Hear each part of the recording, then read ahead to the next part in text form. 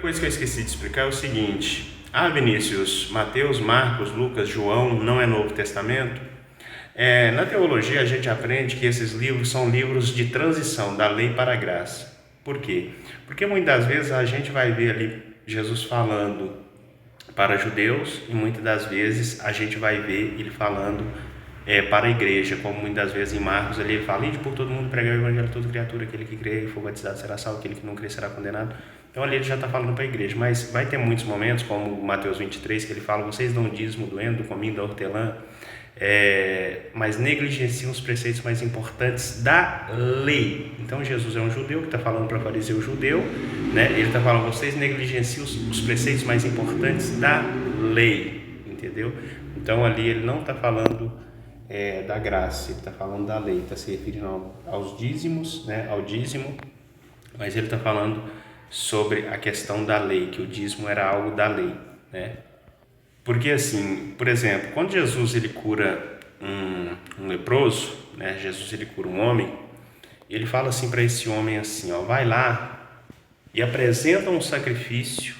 Isso aqui eu estou falando porque tem muitos pastores que vão falar que dízimo é na graça. Não é na graça, não é para a igreja, não é para nós nos dias de hoje, porque tem pastor que vai falar: é sim, porque Jesus falou isso sobre o dízimo, Mateus 23, já expliquei, que ele está falando para judeu, ele está falando para um povo que está vivendo dentro da lei. Jesus está vivendo dentro da lei, falando para pessoas, fariseus da lei. Porque, por exemplo, em outro momento a gente vai ver Jesus curando o homem, falando: vai lá agora que você já está curado e apresenta o sacrifício, pega um animal e apresenta um sacrifício lá para o sacerdote, porque quando a pessoa era curada de lepra, ela tinha que apresentar um sacrifício, né, ali juntamente com o sacerdote. Aí a pergunta que eu te faço para você, muitas vezes você que é pastor: nos dias de hoje, a igreja, quando alguém é curado, quando Deus cura alguém, quando uma pessoa recebe um milagre de cura, essa pessoa ela vai lá e pega um animal e sacrifica perante o pastor pede para ela trazer um animal para ser sacrificado como algo que era estabelecido na lei, para que toda pessoa que fosse curada de lepra fizesse tal sacrifício? Você vai me dizer, obviamente, que não. Então, muitas das vezes é isso. Por exemplo, aquela mulher que ia ser apedrejada ali, a lei dizia que quando uma mulher fosse pega em adultério, não somente a mulher, o homem também. Eu não sei por que o homem não estava ali, né? Para você ver, é por isso que eu falo. Agora eu vou ser sincero aqui com você. A sociedade é machista sim, tá? Porque ali esqueceram do homem, o homem também era para ser apedrejado, e deixaram o homem e trouxeram somente aquela mulher. Por quê? Porque na verdade a finalidade daquilo ali era pegar Jesus em algum erro. Trouxeram aquela mulher e iam apedrejar aquela mulher. Mas voltando aqui para o assunto, aquele apedrejamento ali aconteceria dentro da lei, porque a lei de Moisés dizia que quem fosse pego em adultério deveria morrer apedrejado. Aí a pergunta, aí Jesus falou toda aquela questão lá, né? Quem não tiver pecado, que atire a primeira pedra. Então eles ficaram constrangidos e não apedrejaram aquela mulher, mas aquela mulher ela ia ser apedrejada sim, se fosse dentro da lei, ela ia morrer. Aí uma pergunta que eu faço para muitos pastores hoje, né? Que esse vídeo aqui ele vai para o YouTube. Por exemplo, quando alguém comete adultério dentro da igreja, vocês pegam essa pessoa e levam ela para fora do templo e apedrejam ela? Por exemplo, quando ela comete adultério, quando alguém, seja mulher, seja um homem, comete adultério ali, vocês aplicam a lei de Moisés também a essa pessoa? Então é algo de se pensar.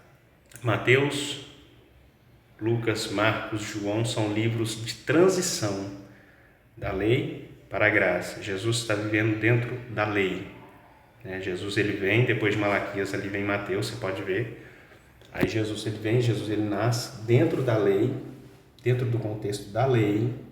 Jesus ele está lá em Israel, ele vive ali, o templo ainda está de pé, o templo não foi destruído porque ele só vai ser destruído lá no ano 70, depois de Cristo, depois que Cristo morre após 70 anos, né? O templo vai ser destruído, por isso que hoje não existe essa coisa de santidade, ao templo santo do Senhor. Aquilo que o Edir Macedo fez lá em São Paulo, reconstruir o templo de Salomão, é uma blasfêmia diante de Deus, né? Porque Jesus falaria isso que eu estou falando isso para você hoje. Se o templo foi destruído lá atrás, Jesus ele profetizou, os discípulos certa vez falaram: mestre, olha que pedras lindas, maravilhosas, bonitas, né, ornamentadas. Jesus falou assim, Tá vendo? Isso aí não vai ficar pedra sobre pedra. Porque Jesus profetizou a queda daquilo ali, que aquilo ali seria destruído. Quando o general Tito ele vem, no ano 70, com o seu exército romano, ele destrói, se cumpre essa profecia. Ali o templo ele é destruído. Aí o Edir Macedo vai lá em São Paulo e me reconstrói o templo de Salomão de novo. Então é brincadeira um negócio desse, né?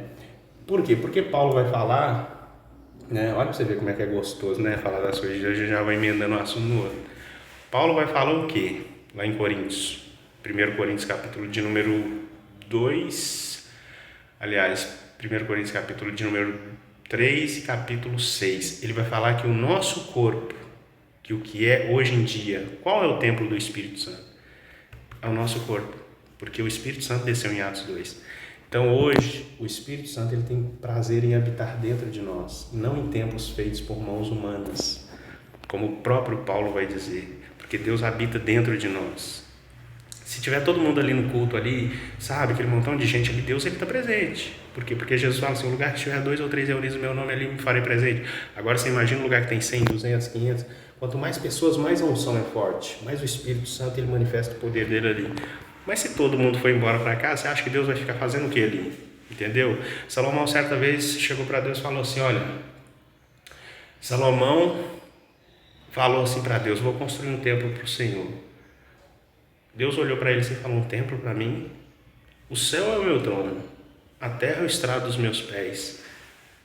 Aonde, como construireis um templo para mim? Ou seja, eu sou muito grande para caber dentro de um templo de pedra. Por isso que eu falo, Deus ele está em todo lugar. Independente da geografia, do lugar onde você está, Deus ele está em todos os lugares. A Igreja de Cristo, a gente aprende isso aqui também na teologia, né? Quando eu fiz há um tempo atrás, que o corpo de Cristo ele é invisível no mundo. Ele não está enlatado num lugar entre 4 paredes, não.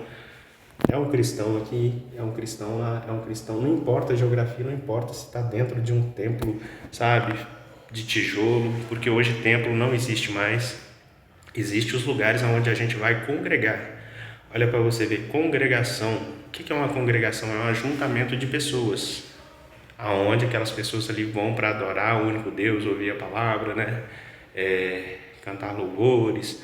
É uma congregação. Deus ele se faz presente. Da mesma forma que Deus ele se faz presente entre 4 paredes, muitas pessoas podem se reunir debaixo de uma árvore, num parque, debaixo de uma ponte, não importa. Então hoje a gente comete um erro muito grande de falar, eu vou lá no templo, eu vou lá na igreja. Não, querido.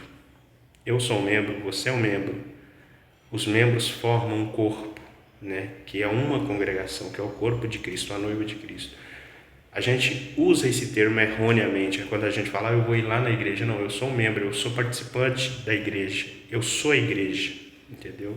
Eu não vou à igreja, eu vou à congregação, correto? Ali é onde está o ajuntamento de pessoas para adorar a Deus. Mas infelizmente nós fomos ensinados errados, mas todos nós iremos aprender no decorrer da nossa vida. Todos nós iremos aprender em algum momento. Eu, como eu gosto muito de me aprofundar nas coisas, né? Tem muito esse lado da pesquisa, do aprofundamento, né? De ser minucioso, então geralmente sou muito chato para essas coisas. Então eu tenho muita dificuldade em congregar, porque, por exemplo, para mim congregar num lugar eu tenho que concordar com tudo que aquela pessoa está falando, aquela pessoa que está na dirigência, aquela pessoa que é líder daquele local tem que estar de acordo, porque a Bíblia diz que não dá para caminhar 2 juntos se não estiver de comum acordo, correto? Então, assim, não tem como, porque muitas vezes, se eu for congregar, por exemplo, vou dar só um entendimento para você, que se eu for congregar numa igreja onde que é cobrado o dízimo por obrigação, eu mesmo não vou cumprir isso, porque eu entendo dentro da palavra que a obrigatoriedade do dízimo não é para a igreja. Então, aí, por muitos pastores que talvez não tenham entendimento, não estudaram a Bíblia, não são aptos a ensinar, vai falar que eu sou rebelde. Mas não é que eu sou rebelde, é porque eu sou verdadeiro, sou sincero dentro da palavra de Deus ali. Eu não posso fazer nada. Quando o pastor, alguém, o guia que está ensinando, como a Bíblia diz, Jesus ele fala assim, Jesus ele falou certa coisa, certa vez, né? Ali que escandalizaram os fariseus, os líderes judeus, né? Os que ensinavam o povo. Aí os discípulos falaram assim, mestre, eles ficaram escandalizados com o que o Senhor falou. Jesus falou assim, deixai isso.